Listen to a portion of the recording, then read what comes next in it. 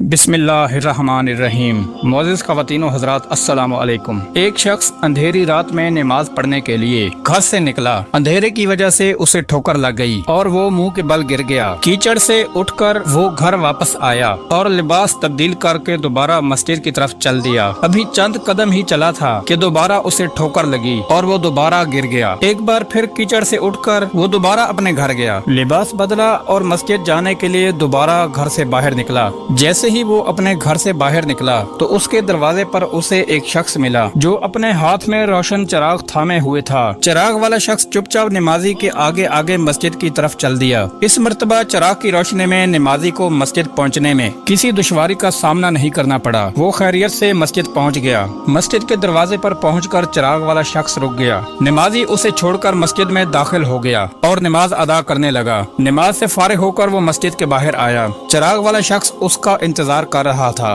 ताकि उस नमाजी को चिराग की रोशनी में घर छोड़ आए। जब नमाजी घर पहुंच गया तो नमाजी ने अजनबी शख्स से पूछा कि आप कौन हैं? वो अजनबी बोला, सच बताऊं तो मैं इब्लीस हूँ। नमाजी की हैरत की इंतहा न रही और वो सोचने लगा, ए इब्लीस, शैतान कैसे मुझे मस्जिद तक छोड़ सकता है? उसका काम तो लोगों को बहकाना है। शख्स ने बड़ी हैरत के साथ इब्लीस से पूछा, तुझे तो मेरी नमाज छूट जाने पर खुश होना चाहिए था, तो फिर तुम चिराग की रोशनी में मुझे मस्जिद तक क्यों ले गए? इस पर इब्लीस ने जवाब दिया, जिसे सुनकर वो शख्स भी हैरान रह गया और आप सब भी हैरत में पड़ जाएंगे। इब्लीस ने जवाब दिया कि जब तुम्हें पहली ठोकर लगी तो अल्लाह तबारक व तआला ने तुम्हारे सारे गुनाह माफ कर दिए। सुभान अल्लाह। जब तुझे दूसरी ठोकर लगी तो अल्लाह तबारक व तआला ने तुम्हारे पूरे खानदान को बख्श दिया। तो मुझे फिक्र हुई कि अगर अब तू ठोकर खा के गिर गया तो अल्लाह तबारक व तआला सारे गाँव की मगफरत ना फरमा दे, इसलिए मैं चिराग लेकर आ गया कि तुम बगैर गिरे मस्जिद तक पहुँच जाओ। उस शख्स ने जैसे ही ये बात सुनी उसने अल्लाह तबारक व तआला की बारगाह में अपना सर झुकाकर अल्लाह तबारक व तआला का शुक्र अदा किया। तो मोअज़्ज़िज़ ख़वातीन व हज़रात, अल्लाह तबारक व तआला की शान और परवरदिगार आलम की राह में अगर कोई शख्स एक कदम बढ़ाता है तो अल्लाह तबारक व तआला